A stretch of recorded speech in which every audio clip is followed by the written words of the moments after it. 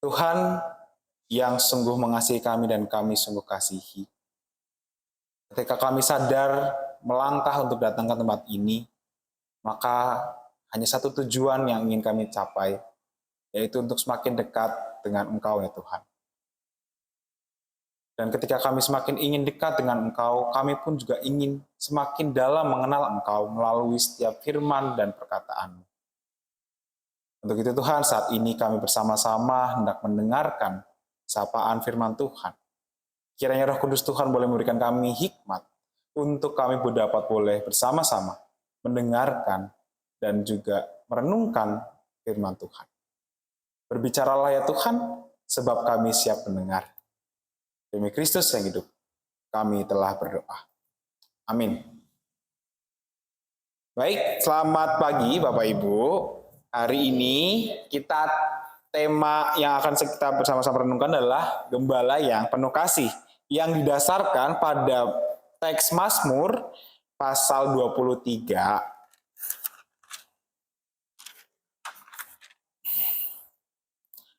Kalau ayatnya ayat 1 sampai dengan ayat 6. Mazmur 23. Sudah ketemu semua? Dah ya. Yuk kita baca. Tuhan adalah gembalaku, takkan kekurangan aku. Ia membaringkan aku di padang yang berumput hijau. Ia membimbing aku ke air yang tenang. Ia menyegarkan jiwaku. Ia menuntun aku di jalan yang benar oleh karena namanya. Sekalipun aku berjalan dalam lembah kekelaman, aku tidak takut bahaya, sebab Engkau besertaku. Gadamu dan tongkatmu itulah yang menghibur aku.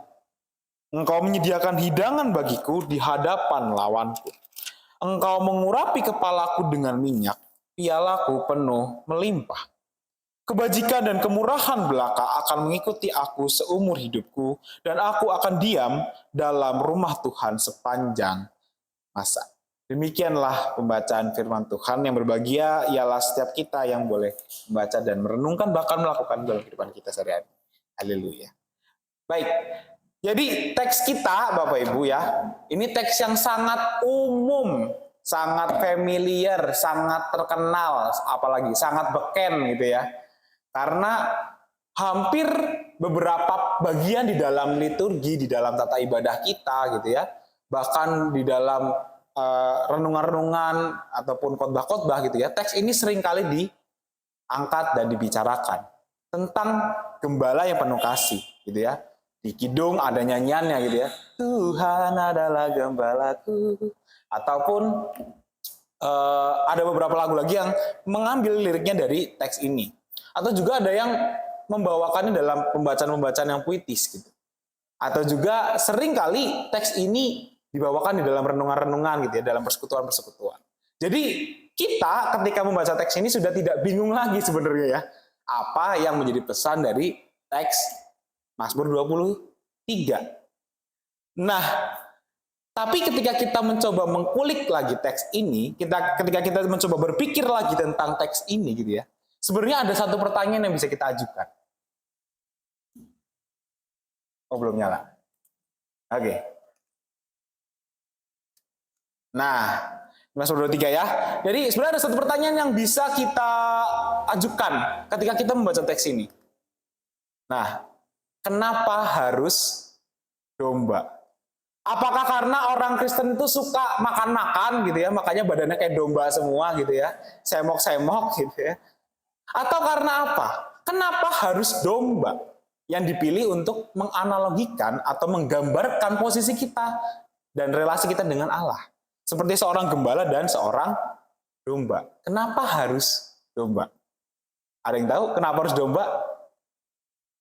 Pasti nggak ada yang tahu ya, makanya saya kasih tahu gitu ya. Kenapa harus domba? Jadi Bapak Ibu memang kita perlu tahu nih. Nah, domba itu adalah hewan yang sangat rentan ya. Beda dengan kambing yang punya tanduk. Domba nggak punya tanduk. Jadi kalau dia dikejar sama pemangsa gitu ya, sama predator gitu ya, sama serigala, sama macan gitu ya, domba nggak bisa ngapa-ngapain. Lemah, rentan. Makanya domba itu selalu butuh yang namanya gembala untuk melindungi. Nah, kenapa kita diibaratkan seperti domba? Karena begitulah kehidupan kita sebagai seorang manusia. Kita tuh lemah tanpa Allah sebagai gembala kita. Tapi Allah sebagai gembala itu yang seperti apa? Nah, nanti kita akan belajar. Sebelum itu, saya mau mengajak kita semua untuk menonton satu video. Kelihatan nggak ya? Semoga kelihatan ya.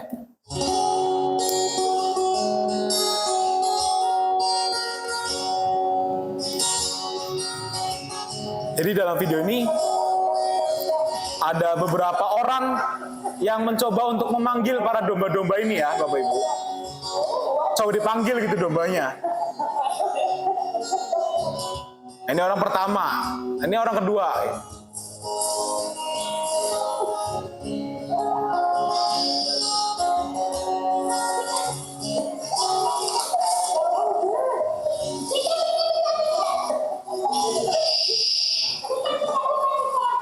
Dombanya tetap nggak mau, nggak denger. Mungkin budak kali ya dombanya ya, bisa jadi.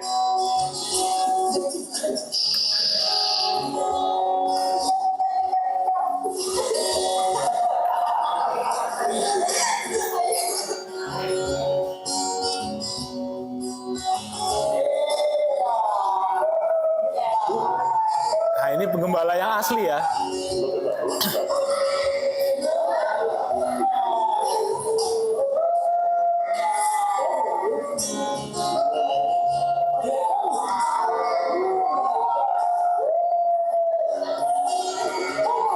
Langsung dengar semua gitu ya. Domba-dombanya mendengar dan mendekati sumber suaranya.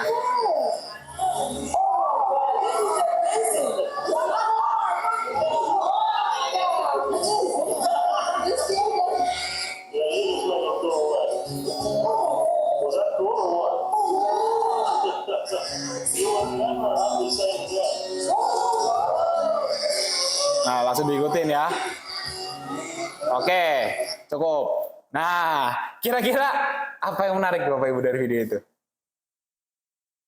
Ketika kita tahu ya, di dalam video itu tadi sebenarnya video itu ingin menggambarkan ada sebuah percobaan lah.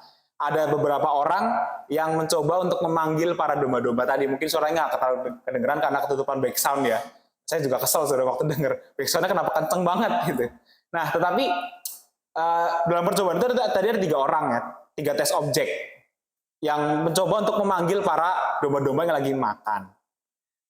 Dicoba gitu ya, mungkin dengan cara memanggil yang sama dengan si gembala yang asli, tapi domba-domba itu nggak dengar. Bukan karena budak, tetapi karena memang domba-domba itu tidak mengenal suara dari orang-orang asing itu. Tetapi ketika tadi di terakhir gitu ya, ditunjukkan seorang gembala yang asli, gitu ya, yang memang tiap hari hidupnya sama domba-domba begitu ya, yang kenal gitu dengan domba-dombanya juga gitu ya. Domba-domba ketika dipanggil mereka nyaut, tadi sebenarnya ada suara sautan meh gitu ya. Dan juga mendekati sumber suara. Artinya apa, Bapak? Artinya bahwa sebenarnya kalau kita berbicara tentang seorang gembala dan domba, itu berbicara tentang relasi yang dekat. Ketika seorang gembala, gitu ya, seorang domba itu ada di dalam padang rumput gitu ya, ada dalam hidupnya gitu ya. Selalu tahu siapa gembala yang asli. Kenapa bisa tahu? Karena ia betul-betul mengenal dan dekat dengan sosok sang gembala. Nah, penggambaran penggembala yang demikianlah yang sebenarnya ingin diangkat oleh Daud di dalam Mazmur 23. Bahwa gembala yang ia maksud gitu ya, gembala dan domba yang ia maksud adalah domba-domba yang mengenal gembalanya. Perlu kita ketahui Bapak Ibu bahwa Daud ini adalah sebelum dia menjadi raja ya, sebelum bahkan melawan Goliat ya. Kalau PAW di Tangerang kemarin kan bicara tentang Daud dan Goliat. Daud sebelum melakukan itu semua, pekerjaannya setiap hari itu ngapain Bapak Ibu? Ada yang tahu nggak? Gembala, menggembalakan domba-domba ayahnya Isai. Jadi memang Daud itu tahu betul apa itu kehadiran seorang gembala, apa tugasnya seorang gembala, apa fungsinya seorang gembala. Apa arti kehadiran dari seorang gembala bagi domba-domba. Namun dengan sadar Daud menuliskan di dalam teks kita, itu Mazmur 23, bahwa Allah itu adalah sang gembala. Dan Daud itu adalah dombanya. Artinya apa Bapak Ibu? Ini menandakan bahwa Daud benar-benar memahami Allah sebagai sosok yang begitu dekat dengan dia. Dan dia begitu mengenal Allah yang ia sembah dan ia puji. Maka kalau kita berbicara tentang relasi domba dan gembala, Daud itu benar-benar tahu loh gimana mungkin cara kerjanya gembala. Ya mungkin sama kayak kita yang tiap hari tukang masak gitu ya, misalkan katakanlah. Tiap hari tukang masak pasti tahu lah masak nasi goreng itu bumbunya apa. Sama dengan Daud gitu ya. Daud yang setiap hari menggembala, yang tahu ngapain aja tugasnya seorang gembala, tapi dia mengatakan bahwa Tuhan adalah seorang gembala. Dia sadar betul bahwa Allah itu adalah sang pemelihara kehidupan. Nah, kita mau belajar tentang sebenarnya bagaimana sih sosok gembala di dalam pemahaman Daud dan yang coba ia katakan untuk menyebutkan Allah, untuk mendefinisikan Allah. Jadi di dalam teks kita bisa baca di ayat 1 sampai 2 Bapak Ibu ya. Ketika Daud mengatakan Tuhan sebagai gembala, ia menggambarkan bahwa ketika Tuhan yang menjadi gembala yang memimpin kehidupan umat manusia, Tuhan itu membawa manusia kepada padang yang berumput hijau dan ke air yang tenang. Padahal kalau kita berbicara tentang padang rumput gitu ya, dan musim-musim di dalam dunia ini gitu, kan tidak selalu kita akan menemukan padang yang berumput hijau. Betul ya Bapak Ibu ya, kayak sekarang nih, atau mungkin beberapa waktu lalu waktu saya diajak jalan-jalan gitu ya, ngelihat-ngelihat di kebun raya Bogor gitu ya. Ini kan lagi musim panas nih. Jadi ada beberapa tumbuhan-tumbuhan yang kering karena nggak ada air. Ya begitu juga dengan kondisi padang rumput gitu ya. Kalau lagi musim kemarau, ya kering. Makanya kemarin ada berita juga tentang bukit teletabisnya Gunung Bromo yang kebakaran gitu ya. Padang itu padang gurun Bapak Ibu. Padang rumput, padang rumput. Sebenarnya kalau lagi musim penghujan tuh hijau gitu, nyenengin gitu. Kayak lapangan bola tapi luas gitu ya. Tetapi kebakaran karena apa? Karena kering.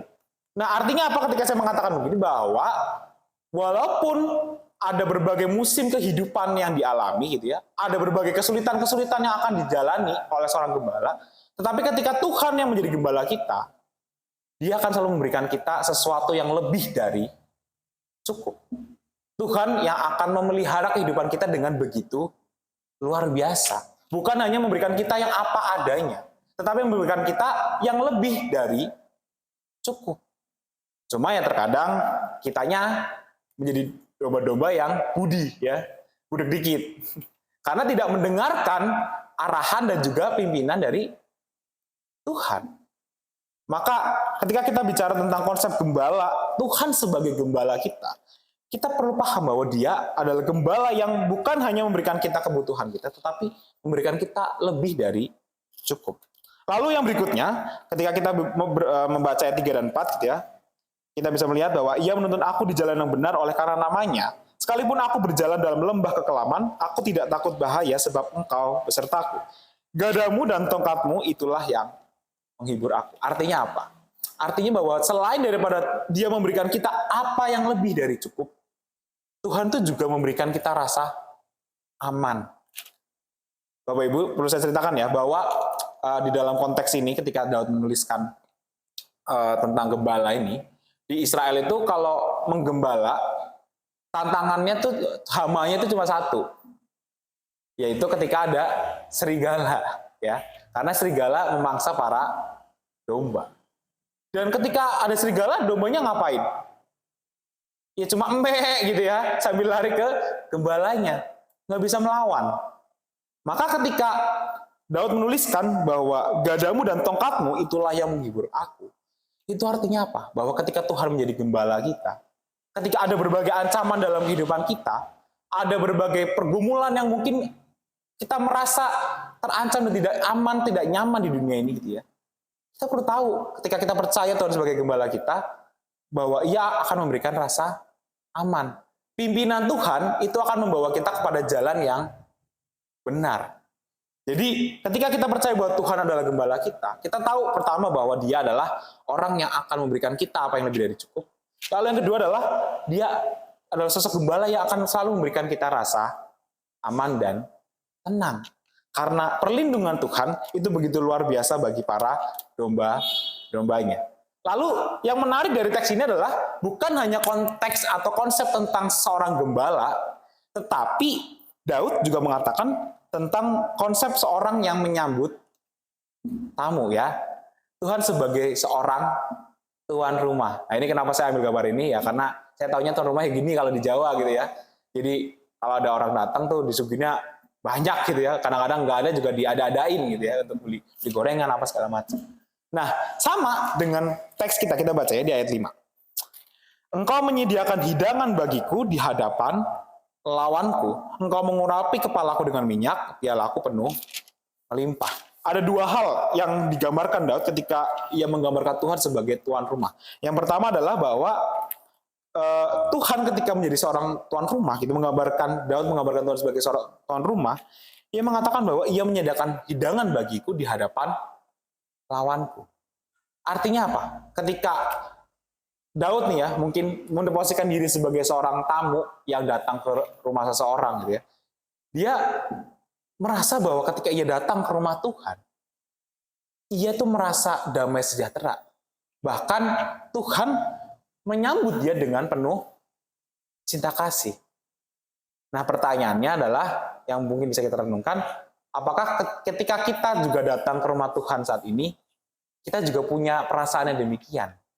Ketika kita datang masuk ke rumah Tuhan, apakah kita benar-benar merasa damai sejahtera? Atau jangan-jangan kita merasa datang ke rumah Tuhan itu sebagai sebuah kewajiban. Kalau nggak datang, ntar diomongin gitu ya. Atau seterusnya. Apakah perasaan yang sebenarnya kita rasakan betul-betul ketika kita datang ke rumah Tuhan? Apakah kita benar-benar merasa bahwa Tuhan itu menyambut kita? Karena memang selain daripada memberikan hidangan bagi kita, Dia juga mengurapi kepala kita dengan minyak. Ini adalah sebuah tanda keakraban, Bapak Ibu ya. Bahwa ketika di dalam konteks Israel, ketika seorang tamu gitu ya, diurapi kepalanya dengan minyak, itu menandakan bahwa si tamu ini disambut dengan begitu hangat di dalam kehidupan keluarga yang menjadi tuan rumah. Dan ketika Tuhan sebagai tuan rumah yang demikian, maka Ia pun juga menyambut kita, tamu-tamu Tuhan gitu ya. Karena kalau kemarin kan kita bicara tentang ibadah minggu tentang perjamuan kawin ya, perjamuan kawin seorang anak raja. Nah, kita bisa menganalogikan bahwa ketika kita menjadi tamu gitu ya, Tuhan tuh menjadi tuan rumah yang sangat ramah bagi kita, memberikan kehangatan kasih bagi kita. Tetapi terkadang kitanya yang tidak mampu untuk merasakan keramahan dan kehangatan Tuhan. Nah, maka yang menjadi beberapa hal yang perlu kita perhatikan di dalam teks ini adalah bahwa Daud memberikan gambaran kepada kita tentang Allah yang penuh kasih dengan menyediakan kita kebutuhan yang bahkan melebihi cukup, menjamin kita dengan keamanan, dan juga menyambut kita dengan cinta yang hangat. Jadi bukan cuma sekedar orang datang gitu ya. Kalau misalkan kita bicara tentang tuan rumah dan tamu, kan kadang ya udah bisa aja gitu ya. Tamu datang biarin aja, dianggurin aja sampai kering bibirnya dan seterusnya gitu. Tetapi Tuhan tuh bukan tuan rumah demikian, tapi Dia menyambut kita dengan cinta yang hangat. Maka Daud ingin mengatakan bahwa melalui teks ini Allah itu adalah Allah yang penuh kasih karena Ia menyediakan bagi kita kebutuhan kita, menjamin kita dengan keamanan dan juga menyambut kita dengan cinta yang hangat. Pertanyaannya adalah, apakah kita mau untuk menjadi domba-domba Allah? Menjadi domba tuh kayak apa sih? Nah, ini ada singkatannya ya. Ayo, ada yang bisa nebak gak? Domba. Kita mulai dari huruf D. Domba. Kenapa kita disebut sebagai domba? Dan apa definisi dari domba? D. D yang pertama adalah dipelihara. Artinya adalah ketika kita tahu bahwa kita dipelihara oleh Tuhan, kita menjadi domba-domba Tuhan, kita tahu kita dipelihara oleh Tuhan, kita bisa percaya pada tuntunan tangan Tuhan sebagai gembala kita. Kita tidak perlu lagi khawatir tentang bagaimana gitu ya, Tuhan akan menjamin kehidupan kita. Bahwa rencana Tuhan pasti akan selalu berjalan dengan indah pada akhirnya. Karena kita dipelihara dan kita tahu, karena ketika kita sadar, kita benar-benar bersyukur karena kita dipelihara oleh Tuhan. Nah, ketika kita tahu bahwa kita dipelihara oleh Tuhan, maka O-nya adalah ora sambat. Ini bahasa Jawa, Saudara ya. Ora sambat itu artinya tidak suka mengeluh, Bapak Ibu.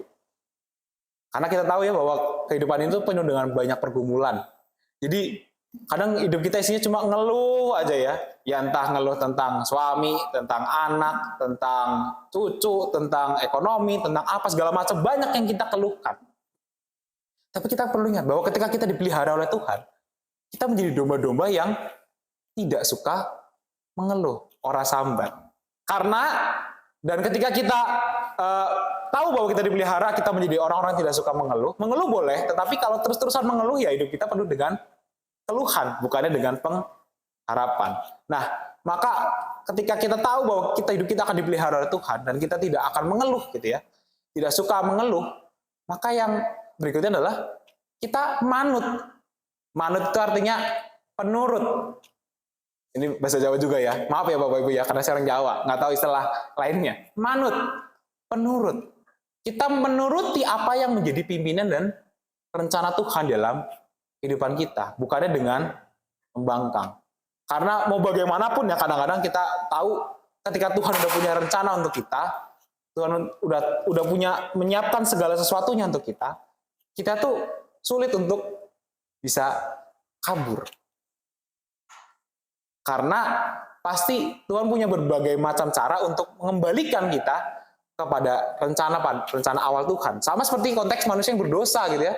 Manusia tadinya berdosa, melenceng jauh dari rencana Tuhan untuk menjadikan manusia sebagai makhluk yang mulia gitu ya, yang kudus. Tetapi Tuhan punya cara untuk bagaimana manusia itu pada akhirnya diselamatkan dan ditebus dosanya.